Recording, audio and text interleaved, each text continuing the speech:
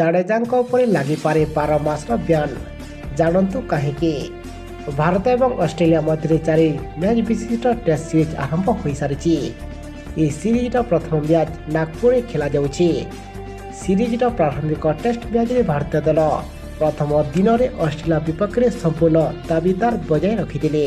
ତେବେ ନାଗପୁରରେ ଚାଲିଥିବା ବର୍ଡର ଗାଭାସ୍କର ଟ୍ରଫି ସିରିଜ୍ର ପ୍ରଥମ ମ୍ୟାଚ୍ରେ ଭାରତୀୟ ବୋଲରମାନେ ଅଷ୍ଟ୍ରେଲିଆର ପ୍ରଥମ ଇନିଂସକୁ 177 ରନ୍ରେ ଅଟକାଇଥିଲେ। ଅଲରାଉଣ୍ଡର ରବୀନ୍ଦ୍ର ଜାଡେଜା ଚମତ୍କାର ପ୍ରଦର୍ଶନ କରି 5 ୱିକେଟ୍ ନେଇଥିଲେ। ବର୍ତ୍ତମାନ ତାଙ୍କର ଗୋଟିଏ ଭିଡିଓ ସୋସିଆଲ ମିଡିଆରେ ଭାଇରାଲ ହେଉଛି। କେବଳ ଏତିକି ନୁହେଁ, ଲୋକମାନେ ପ୍ରଶ୍ନ କରୁଛନ୍ତି ଯେ ତାଙ୍କୁ 12 ମାସ ପାଇଁ ବ୍ୟାନ୍ କରାଯିବ କି?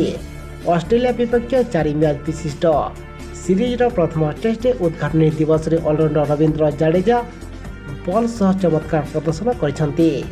ରବୀନ୍ଦ୍ର ଜାଡେଜା ଏବଂ ରବୀନ୍ଦ୍ର ଜାଡେଜା 5 ଜଣ ଅଷ୍ଟ୍ରେଲୀୟ ବ୍ୟାଟ୍ସମ୍ୟାନ୍ ପିଭିଲିୟନକୁ ପଠାଇଥିଲେ। ଯଦିଓ ସେ ମ୍ୟାଚ୍ ମଝିରେ ତାଙ୍କ ଆଙ୍ଗୁଠିରେ କିଛି ଲଗାଇବାକୁ ନେଇ ଏକ ବିତର୍କ ଆରମ୍ଭ ହୋଇଛି। ସୋସିଆଲ ମିଡିଆରେ ରବୀନ୍ଦ୍ର ଜାଡେଜାଙ୍କର ଗୋଟିଏ ଭିଡିଓ କ୍ରିକେଟ ଜଗତରେ ହଇଚଇ ସୃଷ୍ଟି କରିଛି।